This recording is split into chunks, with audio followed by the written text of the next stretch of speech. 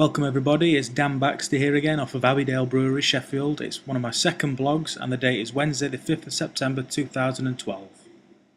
So we're off on the Charles Faram hop walk today.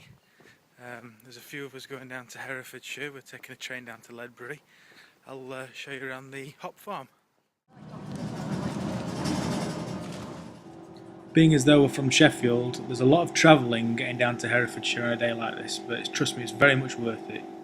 We were blessed with such a beautiful day as well.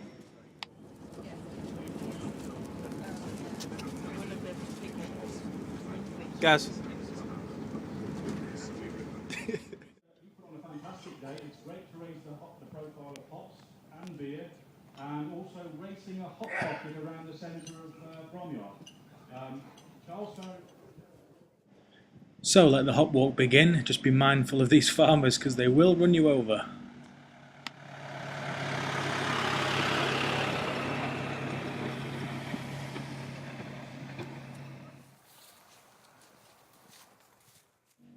This hop variety is called Golding's Cobs. They've been established here for 4 years.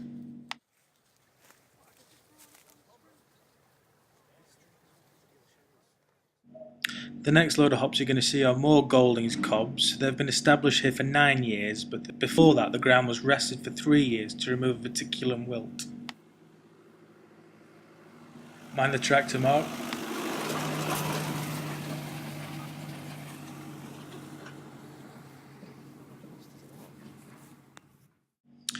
These are more Goldings, this time of the clone Early Choice. This has been grown for many years, but the yield's been inconsistent and the alpha acid sometimes very low.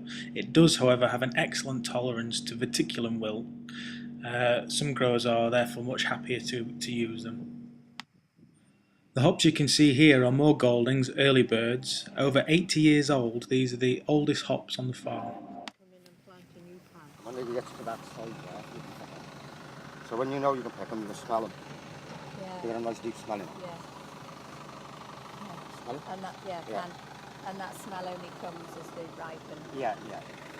Yeah, once they use them in the dryer, once they go to them, they bag them, you can't smell them.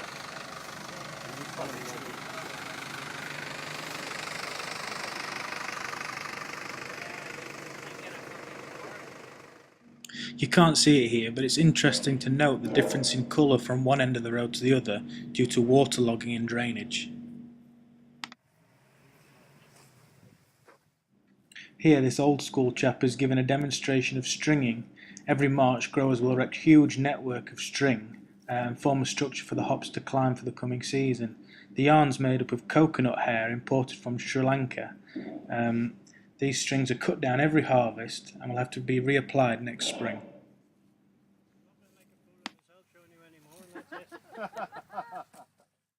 To the picking shed then, where a team of workers attach the bines to the hooks on the track. The bines are turned upside down to expose the cones and make them easier to pick. Any stubborn bines with the hops still intact, as you'll see, are just simply put through again.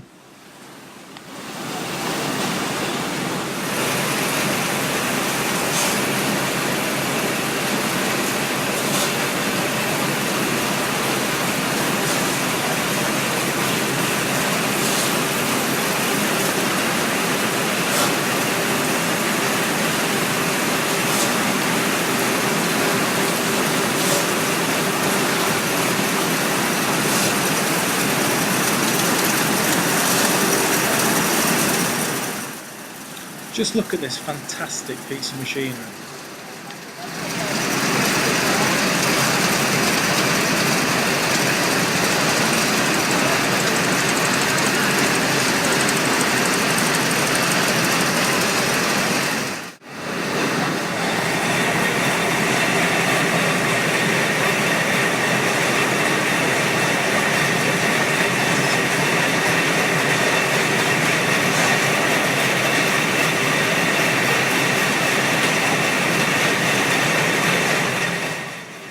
Look like little green bourbons in the sweet factory.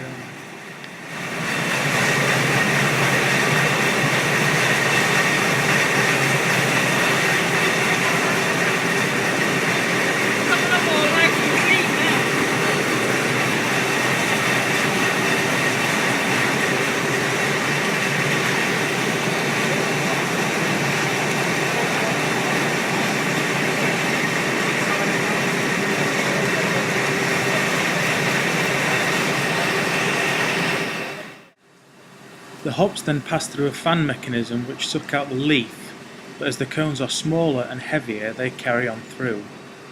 They then pass over a series of sticky cascade belts where the hops roll off. A final cleaning is then done by hand.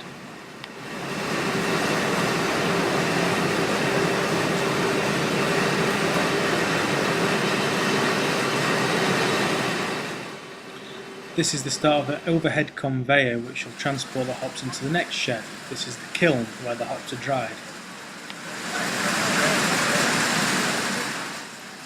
Hop cones at harvest have a moisture of nearly 80%. This needs to be reduced to no more than 12% before the hops are baled ready for dispatch. If the hops are baled above this moisture level, then they will go mouldy and unusable. The hops are dried on the kiln for 6 to 8 hours, depending on the variety, humidity and weather, at a temperature between 60 and 40 degrees centigrade. After drying on the kilns, the hops are left for 24 hours to cool. And there we have it, the end product. Thanks for watching.